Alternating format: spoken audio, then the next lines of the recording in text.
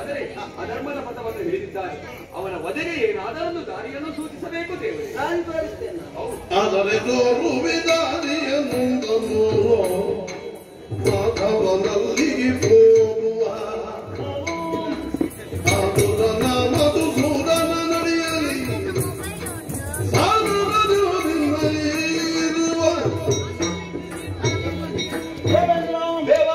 ಭಕ್ತಿಯಿಂದ ವಹಿಸಿಕೊಂಡಂತಹ ವೈಶ್ಯನಿಗೆ ನಾನು ವರವನ್ನು ಖಂಡಿಸಬಹುದು. ಹಾಗೆಂದು ಕೊಟ್ಟ ವರವನ್ನು ಹಿಂಪಡೆಯಲು ನಾನು ಸಮರ್ಥನಾಗಿದ್ದೇನೆ. ನಮಗೆ ದಾರಿ ಏನು ದೇವ? ಮಾಧವ ಅಲ್ಲಿಗೆ ಹೋಗು. ಸರಿ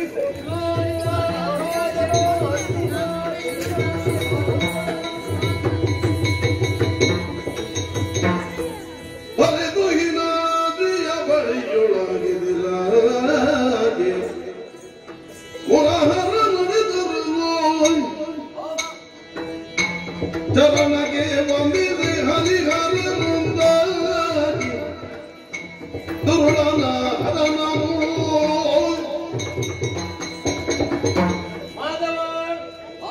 ಲೋಕಕಂಟಕನಾದ ಮಹಿಷನ ಬಾಧೆ ಅಧಿಕವಾಗಿದೆ. ಅವನನ್ನು ವಧಿಸುವಲ್ಲಿ ನೀನೇ ಒಂದು ದಾರಿಯನ್ನು ತೋರಿಸಬೇಕು. ಕಾಣುತ್ತಾ ಇರುವುದು ಚಂದ್ರಕಾಂತ ಶಿಲೆ. ಅಲ್ಲಿ ಕುಳಿತು ನಾವು ಇರುವರು ಯೋಚಿಸುವ ಕುಳಿತವರು ಚಂದ್ರಕಾಂತ ಲೀಲೆಯೋ ಒಂದಾಗಿ ಖಳನ ವಧಿಸುವ ಯತ್ನ ಯೋಜಿಸುತ್ತಿರಲಿದ್ದ ನಳಿನ ಭವ ಸುರರನೊಡಗೊಂಡು ನಡೆದು ವೈಕುಂಠನ ಕಾಣದಿರಲು ಹರಿದರ್ಶನವನ್ನು ಬಯಸಿ ವೈಕುಂಠಕ್ಕೆ ಬಂದೆ ಉಂಟಾದ್ರೆ ಶ್ರೀಮನ್ನಾರಾಯಣ ಕಾಣುವುದಿಲ್ಲ. ಹೌದು. ಕೈಲಾಸಕ್ಕೆ ಹೋದೆ ಉಂಟಾದ್ರೆ ಚಂದ್ರಶೇಖರ ಅಲ್ಲಿಲ್ಲ. ಮುಂದೇನು? ಹಾಗೆಂದು ಮುಂದೆ ಬಂದಾಗ ಕೇಳಿಸಿತಲ್ಲ ಆಕಾಶವಾಣಿ.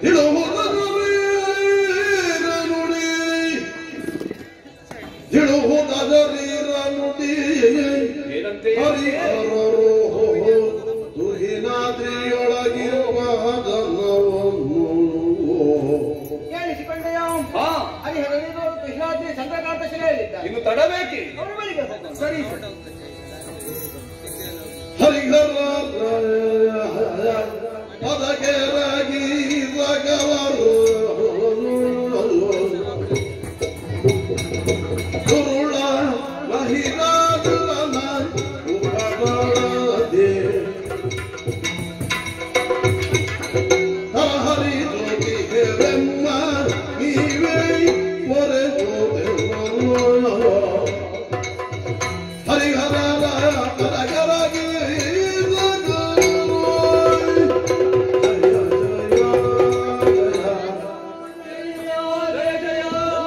ಹೇಳಿ ಒಟ್ಟಾಗಿ ಇಲ್ಲಿವರೆಗೆ ಬಂದದ್ದು ಯಾಕೆ ಅಂತ ಹೇಳಿ ಅಲ್ಲಿಂದ ವರವನ್ನು ಪಡೆದ ವೈಶ್ಯನನ್ನು ವದಾನವ ಇಂದ್ರಾದಿ ಸುಮನಸವನ್ನು ಸೋಲಿಸಿ ಅಧಿಕಾರ ಸ್ಥಾಪನೆ ಮಾಡಿದ ಭೂಲೋಕವನ್ನೇ ತನ್ನ ಹಸ್ತದಲ್ಲಿರಿಸಿಕೊಂಡು ಪಂಚಮಹಾಪಾತಕಗಳನ್ನೇ ಎಸಗುತ್ತಾ ಲೋಕಕಂಟಕನಾಗಿ ಬೆಳೆಯುತ್ತಾ ಇದ್ದಾನೆ. ಅವನ ಕಾಯದ ಕಸವನ್ನು ಅಡಗಿಸಿ ಲೋಕಕ್ಕೆ ನೆಮ್ಮದಿಯನ್ನು ಒದಗಿಸಬೇಕು.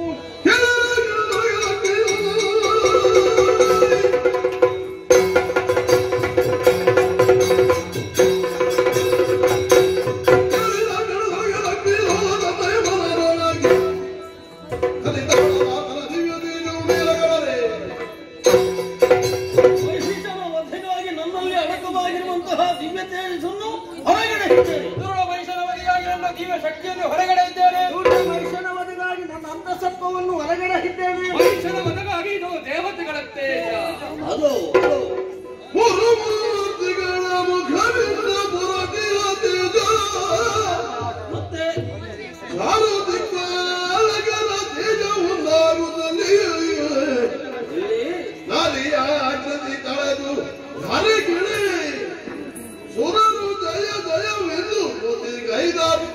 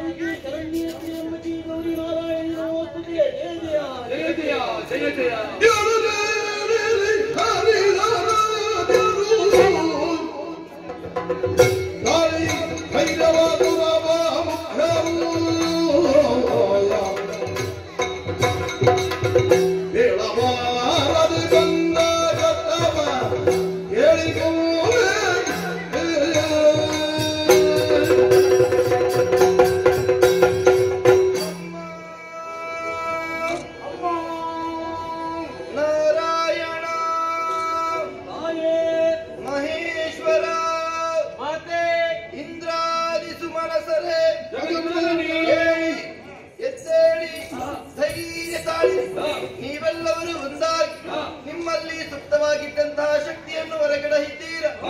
ಆ ಸತ್ವವೆಲ್ಲವೂ ನಭದಲ್ಲಿ ಒಂದಾಗಿ ನಾರಿ ರೂಪವನ್ನಾಗಿ ಅಷ್ಟಭುಜೆಯಾಗಿ ನಿಮ್ಮೆಲ್ಲರ ಸಮ್ಮುಖದಲ್ಲಿ ಪ್ರತ್ಯಕ್ಷಳಾಗಿದ್ದೇನೆ. ಮಕ್ಕಳೇ, ನಿಮ್ಮ ಕಣ್ಣುಗಳಿಂದ ಹರಿದ ಕಂಬನಿಯ ಕೋಡಿ ಕಪೋಲಗಳಲ್ಲಿ ಹನಿಗಟ್ಟಿದೆ, ನಾಲಗೆ ತಡವರಿಸುತ್ತಿದೆ, ಕಾಯ ಭಯದಿಂದ ಕಂಪಿಸುತ್ತಿದೆ. ಯಾರಿಂದ ಏನು ಕಷ್ಟ ಒದಗಿತು ನನ್ನಲ್ಲಿ ಹೇಳಬಾರದೆ. ಮೊದಲಾಲಿಸು ಕಳಮಹಿರನು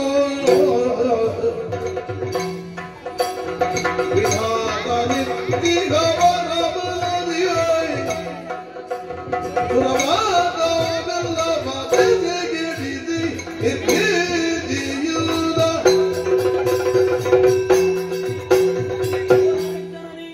ಮಾಲಿನಿಯ ಸುಕುಮಾರನಾದಂತಹ ಮಹಿಷದಾನವ ವಿಧಿಯಿಂದ ಬಲಬಲವನ್ನು ಪಡೆದು ದೇವಲೋಕಕ್ಕೆ ದಾಳಿಯನ್ನು ಮಾಡಿದನು.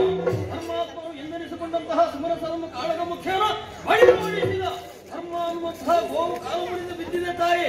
ಅಂತಹ ದುಷ್ಟ ಶಕ್ತಿಯನ್ನು ಮಹಿಷನು ಪಾದಿಯೇ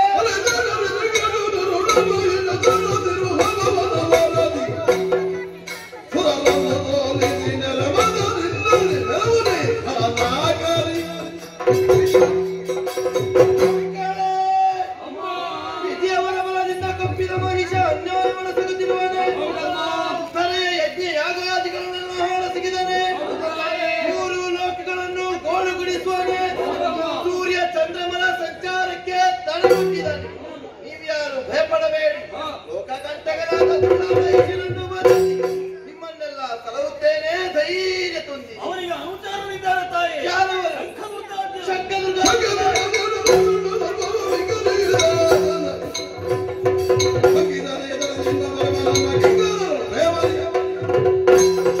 ಶಂಕದುರ್ಗಾದಿಗಳ ಭೀತಿಯ ನಿಮಗೆ. ದುಷ್ಟ ಮಹಿಷನನ್ನೇ ಹೊಂದಿಕೊಂಡು ಅನ್ಯಾಯದ ಪಥವನ್ನೇ ತುಳಿಯುತ್ತಿರುವಂತಹ ದುರುಳ ಶಂಕದುರ್ಗಾದಿಗಳನ್ನು ನಿರ್ವಹಿಸಿ ಧರ್ಮ ಸ್ಥಾಪನೆ ಮಾಡುತ್ತೇನೆ. ನಿರ್ಭೀತರಾಗಿರಿ.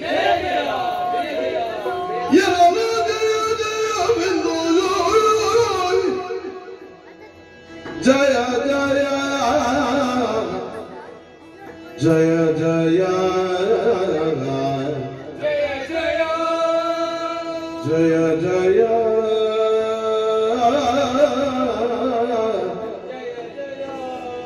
ಜಯ ಜಯವೆಂದು ಸಕಲರು ಮಣಿಯಲಾಗಿಯೇ ವಿಶ್ವಕರ್ಮನು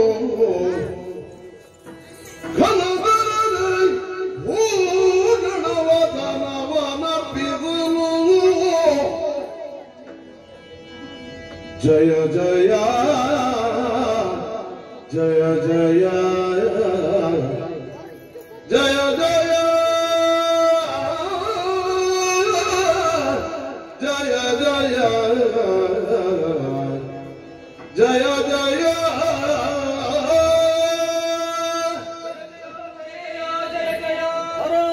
ಇಂದ್ರಾದಿ ಸುಮನಸರೇ, ನಮ್ಮೆಲ್ಲರ ಮಾತೆಯ ಗುರುಳನ್ನು ಆದಷ್ಟು ಶೀಘ್ರವಾಗಿಯೇ ಒದಗಿಸಿಕೊಡ್ತೇನೆ ಅನ್ನುವ ಹಾಗೆ ಅಭಯವನ್ನಿಟ್ಟಿದ್ದಾಳೆ. ಹಾಗಿದ್ರೆ ಅಮ್ಮನ ಅಂಗಾಂಗಗಳನ್ನು ಶೃಂಗಾರ ಮಾಡುವುದಕ್ಕಾಗಿ ಅದು ವಿಶ್ವಕರ್ಮನೇ ವಸನ ಭೂಷಣಗಳನ್ನು ತಂದು ಮಾತೆಯ ಪದತಳದಲ್ಲಿ ಅರ್ಪಿಸಿದವ ಇದ್ದಾನೆ. ದೇವತಾ ನಾರಿಯರೆಲ್ಲ ಒಂದಾಗಿ ಸೇರಿ ಅಮ್ಮನ ಅಂಗಾಂಗಗಳನ್ನು ಶೃಂಗಾರ ಮಾಡಿದವರಿದ್ದಾರೆ. ಇವರೆಲ್ಲ ಇಷ್ಟು ಸೇವೆ ಮಾಡುವಾಗ ಒಂದು ಕಿಂಚಿತ್ತು ಸೇವೆ ಆಗಬೇಡುವೆ?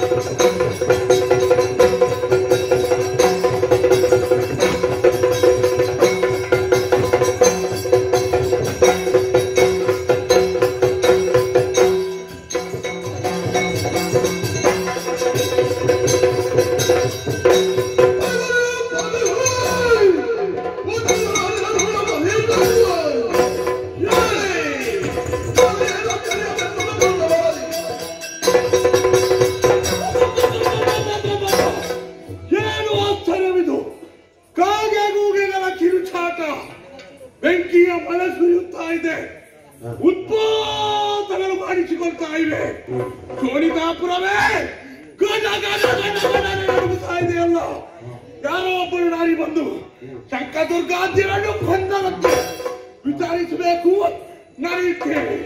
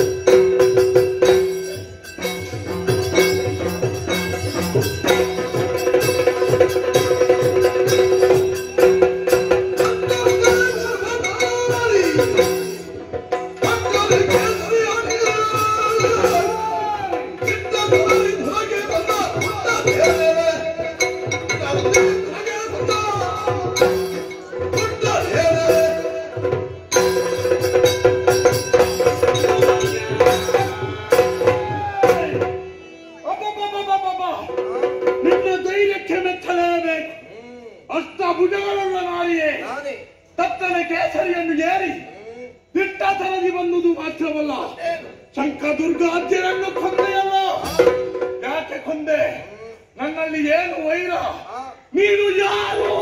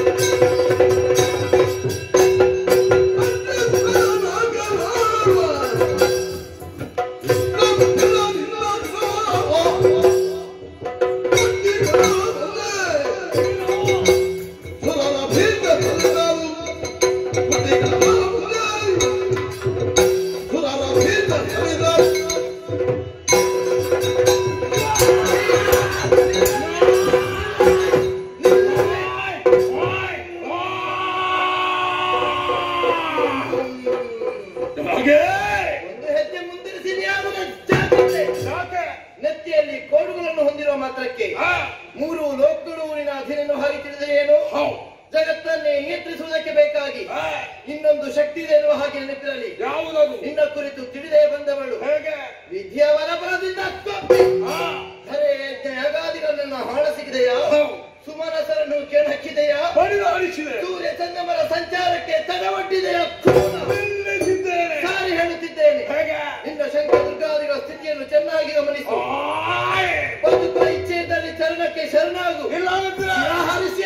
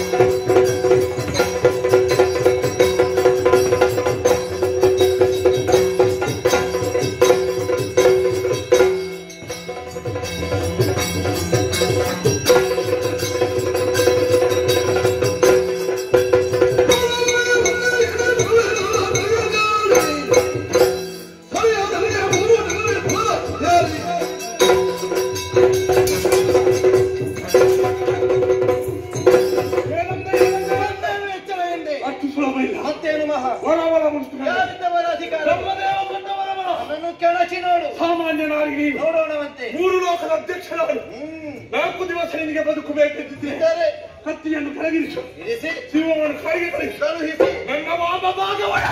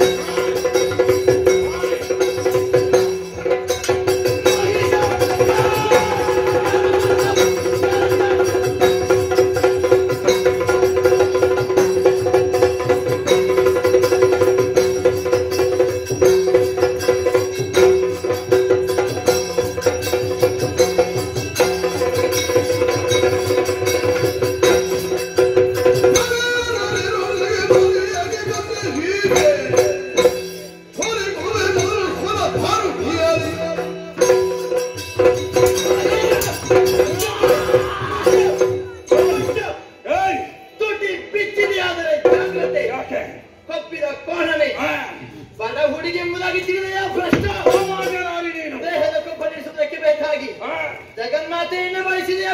ಯಾರು ಜಗನ್ಮಾತೆ? ನಿನ್ನ ಜನ್ಮಕ್ಕೆ ಧಿಕ್ಕಾರದಲ್ಲಿ ಮಾಲಿನಿಯ ಗರ್ಭದಲ್ಲಿ ಹುಟ್ಟಿಕೊಂಡ ಉತ್ಪಾತ ನಾಶಕ್ಕಾಗಿ ಬಂದವಳು ಅಷ್ಟಭುಜೆ. ಓಹೋ ಅಯ್ಯೋ ನಿಜ ಸಿಂಹವಾಹಿನಿ ನಿನ್ನ ಮೃತ್ಯು ನೋಡು.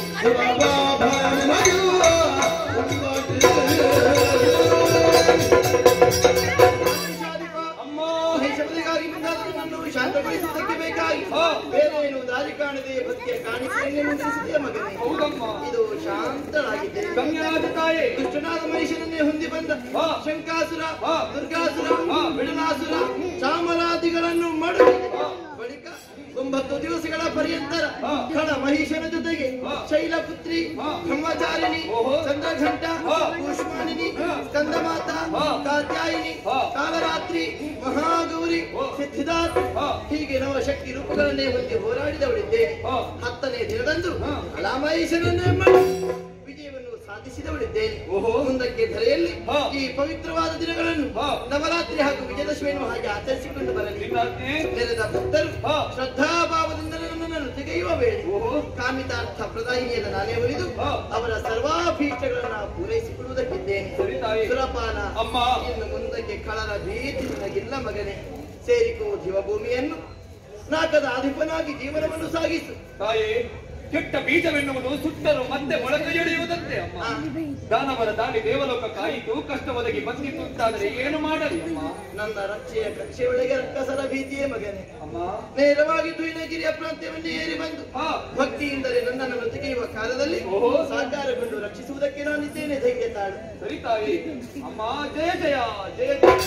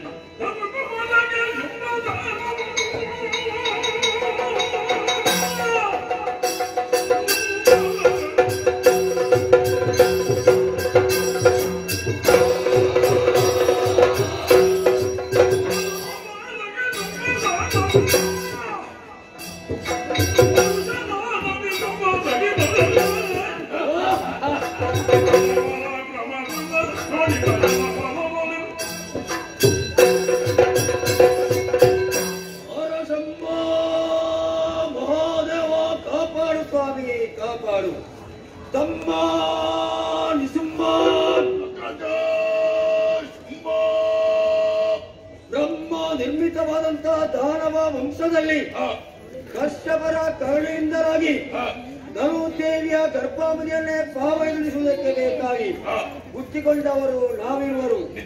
ತುಂಬಾ ನಿಶುಂಬೆಂಬಂತ ನಾಮಧೇಯಲ್ಲಿ ಮೆರೆದಾಡ್ತಾ ಇದ್ದೇವೆ. ಸೋಲಿತಾಪುರದ ಓಲಗ ಚಾವಡಿಯನ್ನೇ ಪ್ರವೇಶ ಮಾಡಿದ ಕ್ಷಣವೇ ನಮ್ಮವರೆಲ್ಲ ಜಯಘೋಷವನ್ನು ಮಾಡ್ತಾ ಇದ್ದಾರೆ. ಮನಸ್ಸಿಗೆ ಒಂದು ರೀತಿಯ ನೆಮ್ಮದಿ. ತಮ್ಮ ನಾವಿಷ್ಟು ಉನ್ನತವಾದಂತಹ ಮಟ್ಟವನ್ನೇರಬೇಕಾದ್ರೆ ನಾವು ಮಾಡಿದಂತ ಘನ ಕಾರ್ಯ ಏನು ತಮ್ಮ?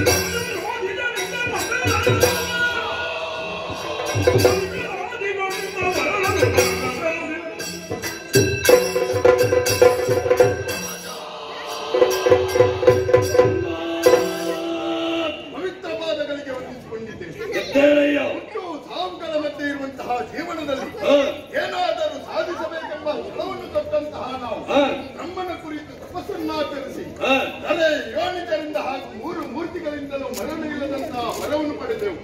ಆ ಬಳಿಕ ದಂಡಯಾತ್ರೆ ಕೈಗೊಂಡೆವು. ಪಾತಾಳ ಲೋಕವನ್ನು ಸ್ವಾಧೀನ ಮಾಡಿದೆವು. ಭೂಲೋಕವು ಸ್ವಾಧೀನವಾಗಿದೆ. ಇನ್ನು ಮುಂದಕ್ಕೆ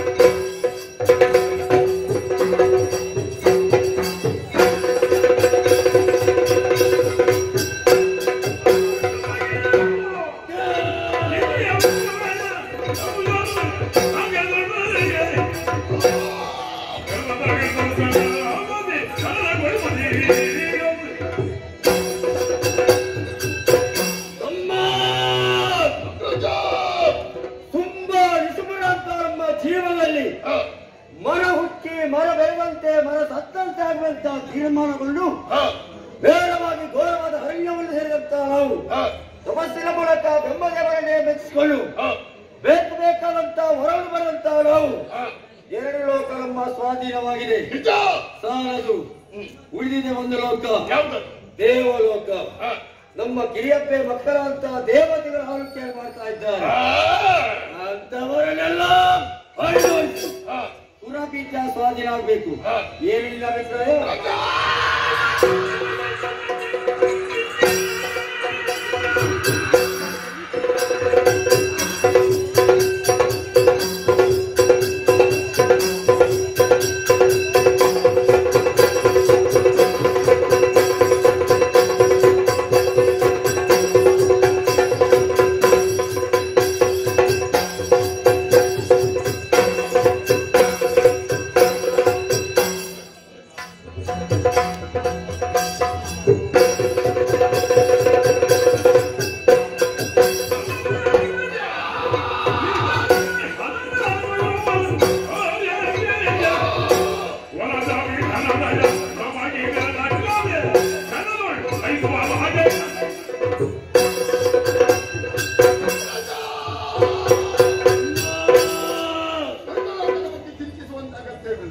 ಬ್ರಹ್ಮದೇವನ ಅನುಗ್ರಹ ನಮ್ಮ ಪಾಲಿಗೆ ಉಂಟು.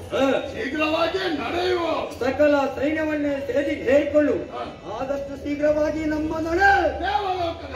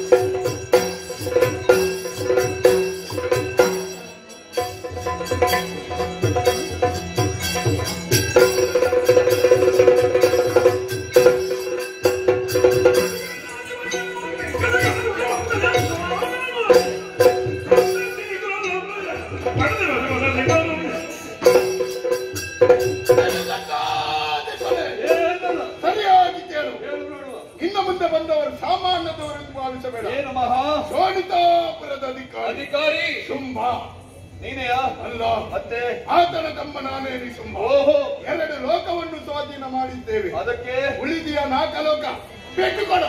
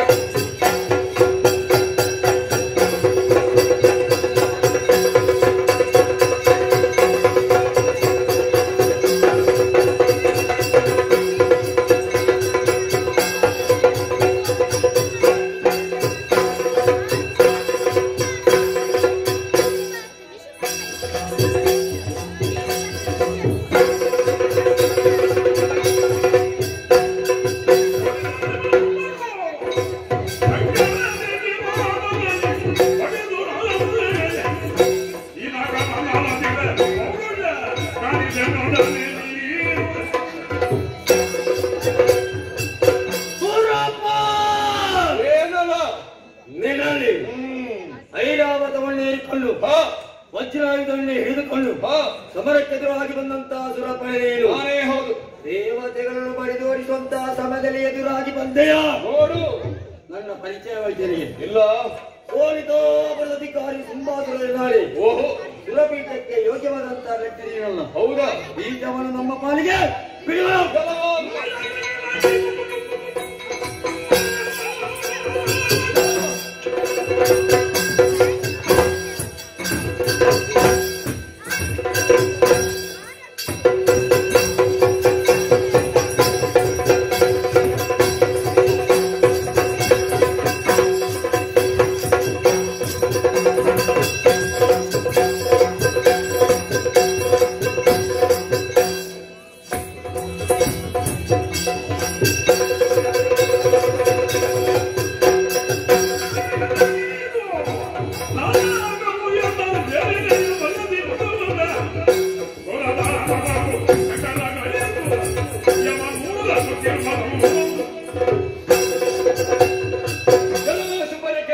ಏನು ದೇವಲೋಕದ ಪೀಠವನ್ನು ಪಡಿಬೇಕಾದ್ರೆ ನಾನು ಪಟ್ಟಂತಹ ಕಷ್ಟ ಎಷ್ಟು, ನನ್ನ ಪರಿಶ್ರಮ ಏನು, ಇದನ್ನೆಲ್ಲ ಕೇಳಿಕೊಂಡೆ ಅಂತಾದರೆ ನೀನು ಈ ದೇವಲೋಕದ ಪೀಠವನ್ನು ಬಯಸುವುದಕ್ಕಾಗಿಯೇ ಇಲ್ಲ, ಶತಾತ್ಮರವನ್ನು ಮಾಡುವುದರ ಮೂಲಕವಾಗಿ ಈ ದೇವಲೋಕದ ಪೀಠವನ್ನು ಪಡೆದುಕೊಂಡವನಿದ್ದೇನೆ.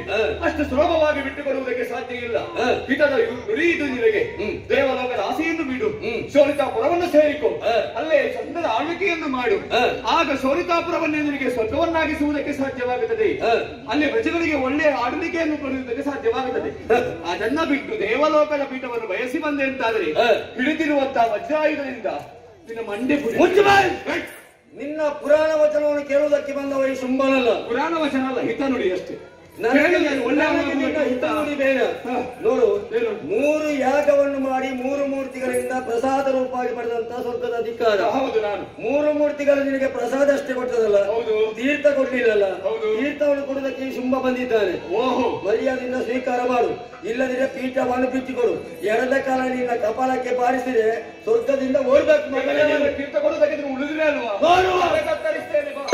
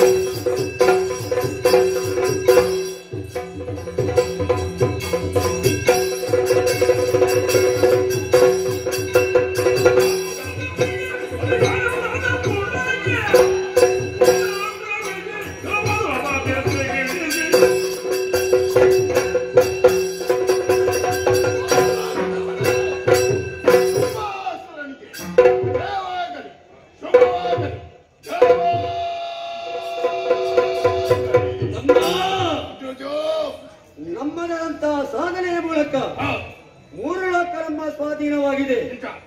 ದೇವಲೋಕದಲ್ಲಿ ದೇವೇಂದ್ರ ಕಾಣ್ತಾ ಇದ್ದಾನ. ಯಾವ ಕಡೆ ಹೋಗಿದ್ದಾನೆ ಗೊತ್ತಾಗಲಿಲ್ಲ. ಸುರಪೀಠ ಬರಿದಾಗಿದೆ. ಸುರಪೀಠವನ್ನು ಏರಿದವರು ನಾವಾಗಿದ್ದೇವೆ. ತಮ್ಮ ಇನ್ನು ಮುಂದಕ್ಕೆ ಭೂಲೋಕದಲ್ಲಿದ್ದಂತಹ ಬ್ರಾಹ್ಮಣರು ಯಾಗ ಇತ್ಯಾದಿಗಳನ್ನು ಮಾಡುವುದರ ಮೂಲಕ ಅದರ ಹವಿರ್ಭಾಗವನ್ನು ದೇವತೆಗೆ ಕೊಡ್ತಾರೆ. ಇನ್ನು ಮುಂದಕ್ಕೆ ಕೊಡಬಾರದು.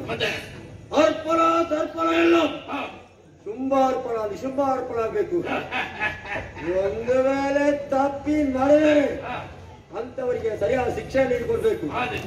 ತಮ್ಮ ಅದ್ಯಾರು ಸಂಚಾರ ಮಾಡುವ ಸೂರ್ಯ ಆ ಕಡೆಗೆ ಚಂದ್ರ ಯಾವ ಕಡೆ ಸಂಚಾರ ಅವರಲ್ಲೇ ಸೂರ್ಯ ಚಂದ್ರ. ಇನ್ನು ಮುಂದಕ್ಕೆ ನೀವು ಸಂಚಾರವನ್ನು ಮಾಡಬೇಕಾದ್ರೆ ನಮ್ಮ ಅನುಮತಿಯನ್ನು ಕೇಳಬೇಕು. ಒಂದು ವೇಳೆ ಕೇಳದೆ ಹೋದರೆ ನಿಮಗೆ ಸರಿಯಾದ ಶಿಕ್ಷೆಯನ್ನು ಕೊಡ್ತೇವೆ. ಎಚ್ಚರವೇಳಿ ಅಕ್ಕ ಒಪ್ಪಿಕೊಂಡಿದ್ದಾನೆ. ಉಂಟು ತಮ್ಮ ದೇವತೆಗಳಿಗೆ ಹೋರಾಡಿ ಸ್ವಲ್ಪ ಆಯಾಸವಾಗಿದೆ. ವಿಶ್ರಾಂತಿ ಅಗತ್ಯ. ತೆರಳುವ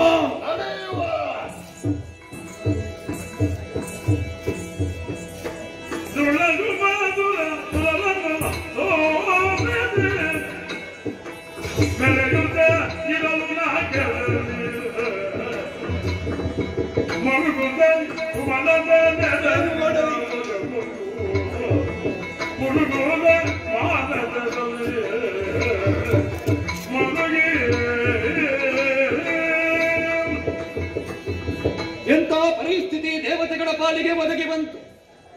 ಸುಖದ ಜೀವನ, ಲೋಕ ಕಲ್ಯಾಣಕ್ಕಾಗಿ ನಮ್ಮನ್ನು ನಾವು ತೊಡಗಿಸಿಕೊಂಡವರು ದೇವತೆಗಳು.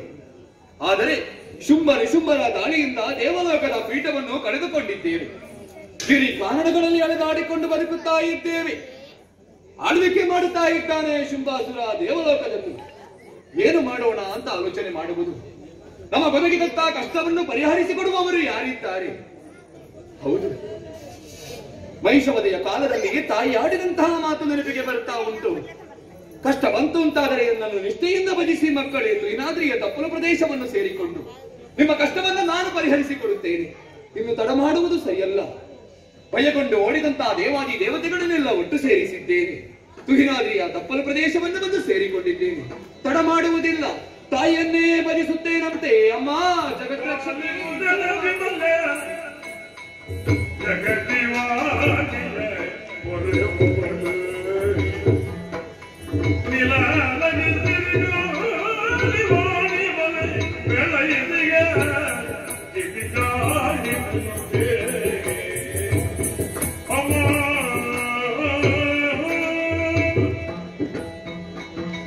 ಸರ್ವಮಂಗಳ ಮಾಂಗಲ್ಯೆ ಶಿವೆ ಸರ್ವಾರ್ಥ ಸಾಧಿಕೆ ಶರಣ್ಯೆ ತ್ರಯಂಬಕೆ ದೇವಿ ನಾರಾಯಣಿ ನಮೋಸ್ತುತೆ. ಜಯ ಜಯ ಜಯ ಜಯ ಜಯ ಜಯ. ಹೇಳಯ್ಯ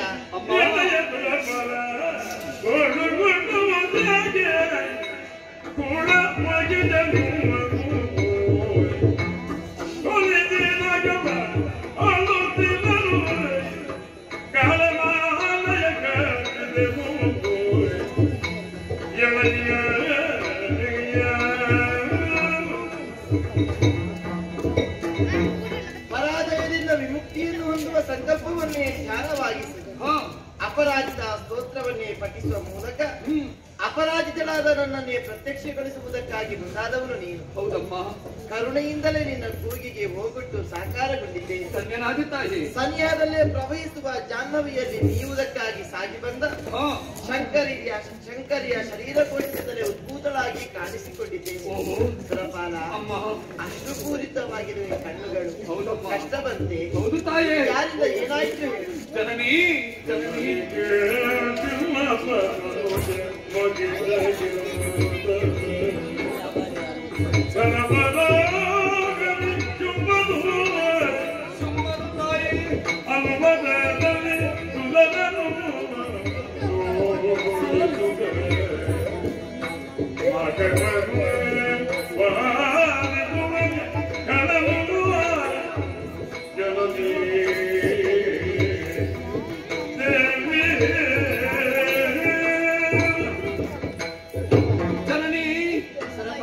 ಕೇವಲ ತನ್ನ ಕಡೆಗಣ್ಣ ನೋಟದಿಂದಲೇ ಸರ್ವ ಲೋಕವನ್ನು ಕಾಣಬಹುದಾದಂತಹ ಸರ್ವಶಕ್ತಿ ಎಂಬ ನೀನು ನಿನ್ನ ಮಕ್ಕಳಿಗೊದಗಿದಂತಹ ಕಷ್ಟವನ್ನು ಅರಿಯದಾದೆಯ ತಾಯಿ.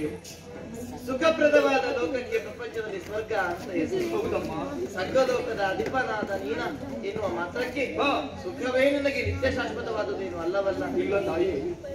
ಸುಖ ದುಃಖ ಓಹೋ, ಇದು ದ್ವಂದ್ವ ಪ್ರಪಂಚದ ದ್ವಂದ್ವ ನಿಯಮವಷ್ಟೇ. ಹೌದಮ್ಮ. ಏನಾಯ್ತಯ್ಯ?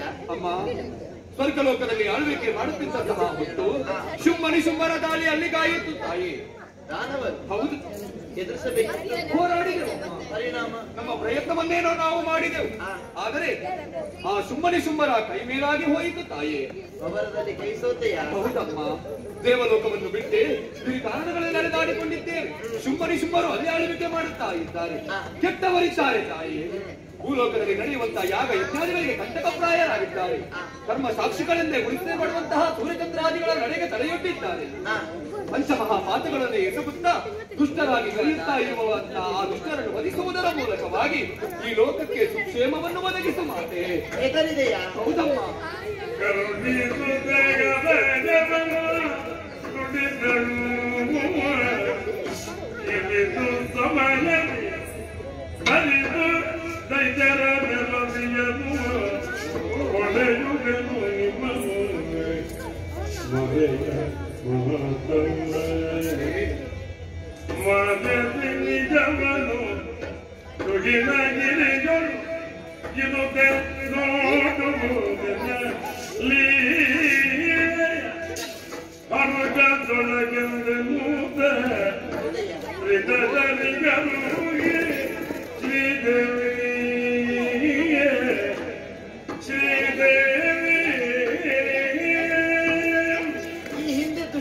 ಮಹಿಷನನ್ನು ಕುಟ್ಟಿ ಕೆಡಹಿದ ಕಾಲಕ್ಕೆ ನಿಮ್ಮ ಪಾಲಿಗೆ ಸೌಖ್ಯವನ್ನೇ ಒದಗಿಸಿಕೊಟ್ಟವಳು ನಾನು. ಹೌದಮ್ಮ.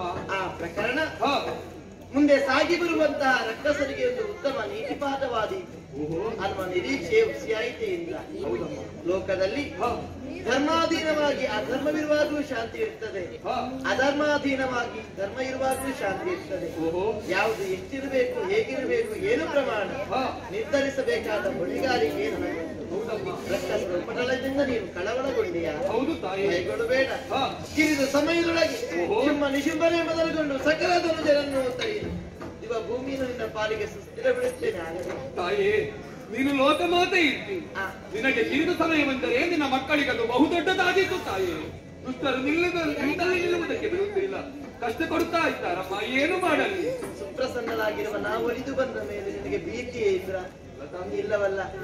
ಏರಿ ಬಂದ ನಿನ್ನನ್ನು ಇಲ್ಲಿಂದ ಹಿಂದಕ್ಕೆ ನಾನು ಕಳುಹಿಸಿಕೊಡಲಾರೆ. ಅಭಯದ ಸೆರಗನ್ನೇ ಹುಟ್ಟಿದ್ದೇನೆ. ಧನ್ಯನಾದೆ. ರೂಪವನ್ನು ಮರೆಗೊಳಿಸು, ಇನ್ನೊಂದು ಬಗೆಯನ್ನು ತನದಾಗಿಸಿಕೊಂಡು ಇಲ್ಲಿಯೇ ಇದ್ದು ನನ್ನನ್ನೇ ಹೊಂದಿಕೊಂಡು ನಾ ಕೈಯಲ್ಲಿರುವ ಖಳಮರ್ಧನ ಎಂಬ ಪ್ರಕ್ರಿಯೆಯನ್ನು ಕಣ್ತುಂಬಿಸಿಕೊಂಡು ಇಂದ್ರ. ನಿನ್ನ ಅಜ್ಞೆ ತಾಯೇ, ಜಯ ಜಯ ಜಯ ಜಯ ಜಯ ಜಯ.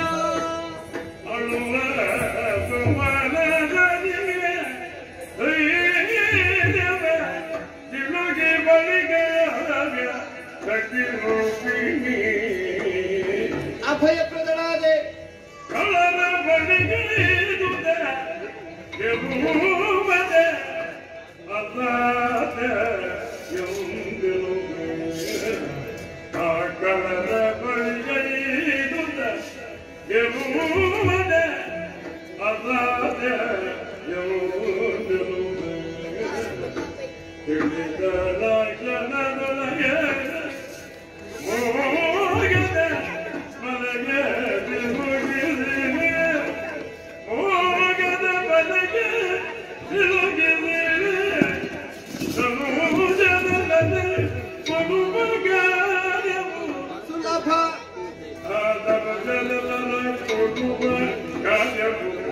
ಸುಲಭ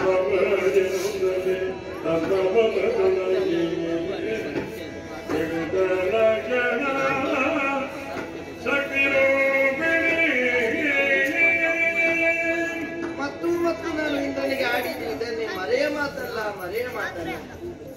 ಆಡಿದ ಮಾತಿನಂತೆ ವ್ಯವಹರಿಸುವ ಅಧಿಕಾರವು ನನ್ನಲ್ಲುಂಟು, ಕ್ಷಮತೆಯೂ ನನ್ನಲ್ಲುಂಟು. ಹಾಗೆಂದುಕೊಂಡು ಕಳವದೆಯನ್ನು ಸುಗಮಗೊಳಿಸುವತ್ತ ನಾ ಸಾಗಬೇಕಾದ ಬಗೆಯಂತೆ ಯೋಚಿಸಿದ್ರೆ ಯಾವುದನ್ನು ಧರ್ಮದಿಂದ, ಯಾವುದನ್ನು ಜ್ಞಾನದಿಂದ, ಯಾವುದನ್ನು ವಿದ್ಯೆಯಿಂದ, ಯಾವುದನ್ನು ತಪಸ್ಸಿನಿಂದ ಹೊಂದಬೇಕು ಅಂತಹ ಶ್ರೇಷ್ಠವಾದ ಸಂಘಭೂಮಿಯನ್ನು ಬಾಹುಬಲದಿಂದಲೇ ಹೊಂದಿ ಲೋಕದಲ್ಲಿ ಅಜೇಯನಾಗಿ ಪ್ರಮತ್ತನಾಗಿ ಮೆರೆಯುತ್ತಿದ್ದಾನೆ ಶುಂಭದಾನವ. ತಾನು ಸಾಗಿ ಬಂದಂತಹ ದಾರಿ ತನ್ನನ್ನು ಅನುಸರಿಸುವವರಿಗೆಲ್ಲರಿಗೂ ಆಕರ್ಷಕವಾಗಿ ಕಂಡ ಈ ವೇಳೆ ಆ ದಾರಿಯೇ ಸರ್ವಶ್ರೇಷ್ಠ ಅನ್ನುವ ಭ್ರಮೆಗೆ ಸಿಲುಕಬಾರದು ಅನವಾದಿಗಳು.